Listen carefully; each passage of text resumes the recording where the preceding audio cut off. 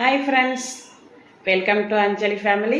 இன்றைக்கி நம்ம அஞ்சலி ஃபேமிலியில் நம்ம ஒரு என்ன செய்யலாம் இன்றைக்கி எப்படின்னு சொல்லிட்டு யோசனை பண்ணி கடைசியாக நம்ம முருங்கைக்காய் சாம்பார் வைக்கலாம் அப்படின்னு சொல்லிட்டு யோசிச்சுருக்கோங்க.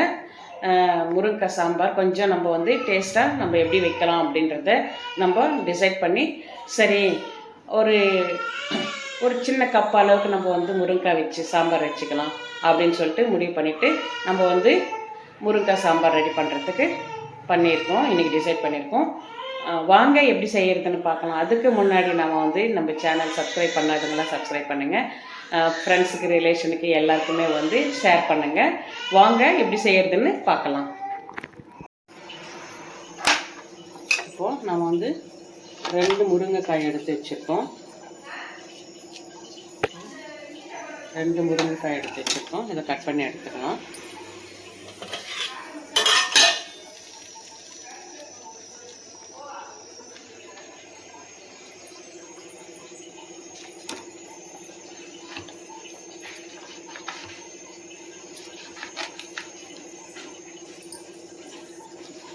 கொஞ்சம் லைட்டாக மேலே தோலை எடுத்துட்டு நம்ம இந்த மாதிரி கட் பண்ணி வச்சுக்கலாம்.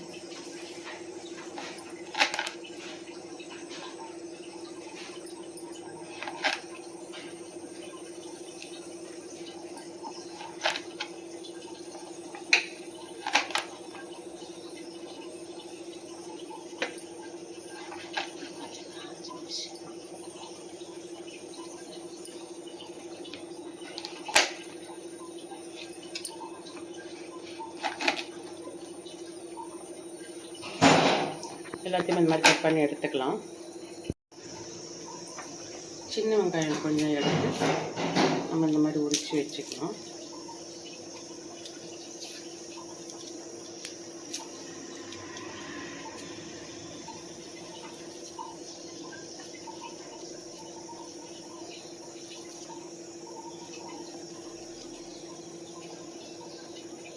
எல்லா வெங்காயத்தையும் இந்த மாதிரி உரித்து எடுத்து வச்சுக்கலாம்.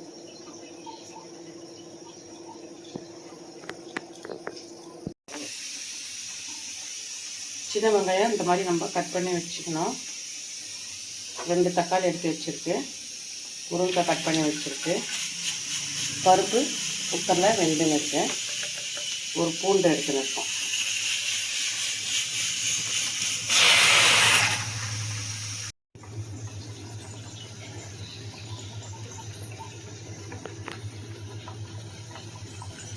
நம்ம கடாய் வச்சாச்சு, சூடாயின்னு இருக்குது. இந்த பக்கம் சாதம் வெந்துன்னு இருக்குது. நம்ம 2 டீஸ்பூன் அளவுக்கு எண்ணெய் சேர்த்துக்கலாம். எண்ணெய் காஞ்சிடுச்சு. ஒரு 1/4 டீஸ்பூன் கடுகு சேர்த்துக்கலாம். கடுகு பொரிச்சு கூடவே நம்ம கருவேப்பிலை சேர்த்துக்கலாம்.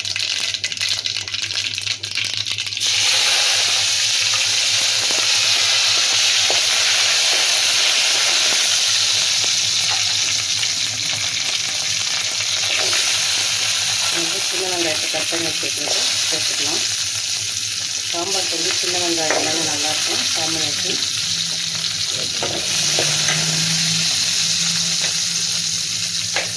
பூண்டை சின்ன சின்ன பல்லாக நம்ம நறுக்கிட்டு எண்ணெயில் சேர்த்துக்கலாம்.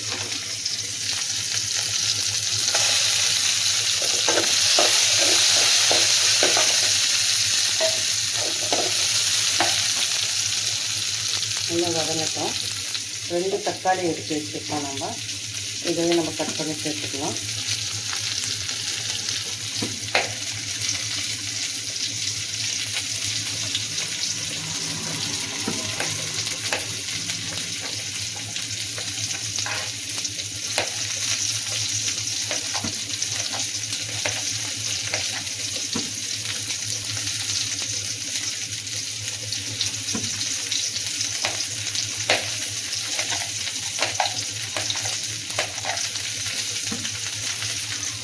கட் பண்ணி வச்சு 2 தக்காளியும் வெங்காயம் நல்லா வதங்கி வச்சு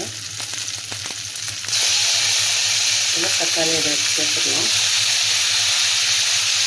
கலந்து விட்டுலாம் சேர்த்து.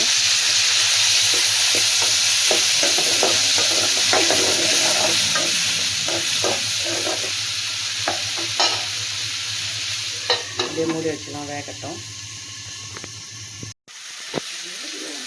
வெங்காயம் தக்காளி வதங்கின்னு இருக்குது. இப்போ நம்ம கட் பண்ணி வச்சுருக்கிற முருங்கைக்காயை இதில் சேர்த்துக்கலாம்.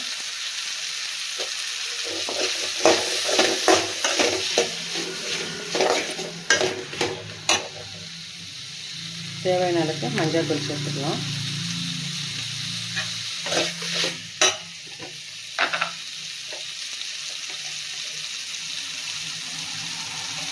கொஞ்சமாக மிளகாத்தூள் சேர்த்துக்கலாம்.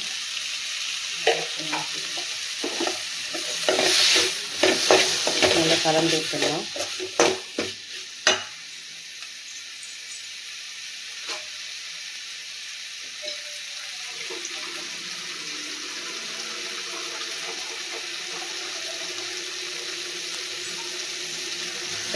தேவையான அளவுக்கு தண்ணியை சேர்த்து வேக வச்சிடலாம்.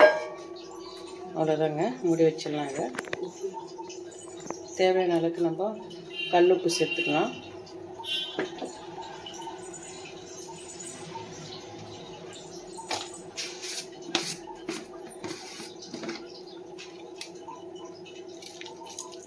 அவ்வளோதாங்க, மூடி வச்சு வேக வச்சிடலாம்.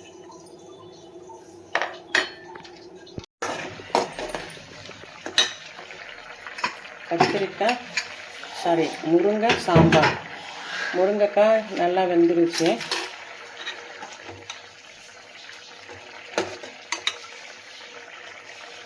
நல்லா வெந்துருச்சு. இப்போ நம்ம பருப்பு வந்து வேக வச்சு எடுத்துருக்கிற பருப்பை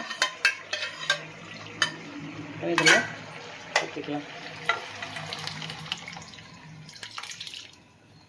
அவ்வளோதான்.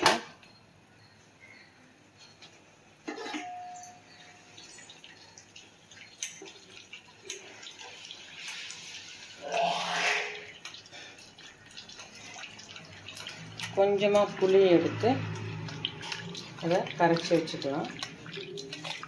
கரைச்சி இல்லை கொஞ்சம் சேர்த்துக்கலாம்.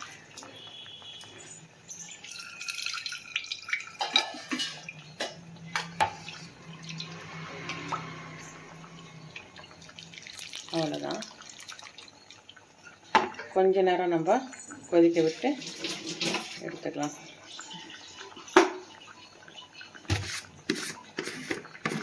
கொஞ்சமாக நம்ம வந்து கல்லுப்பு சேர்த்துக்கலாம். கொஞ்சமாக பெருங்காயத்தூள் சேர்த்துக்கலாம். சேர்த்துட்டு கலந்து விட்டுக்கலாம். அவ்வளோதான். இப்போது மூடி போட்டு மூடி வச்சிடலாம். அவ்வளோதாங்க, குழம்பு சாம்பார் ரெடி ஆகிடுச்சு. முருங்கைக்காய் சாம்பார். இதை நம்ம எடுத்து ஒரு கிண்ணத்தில் மாற்றிக்கலாம். அவ்வளோதாங்க, கம்மன்னு வாசனையோட சாம்பார் ரெடி ஆகிடுச்சு. முருங்கைக்காய் சாம்பார் நல்ல வாசனையோட கம்மன்னு இருக்குது.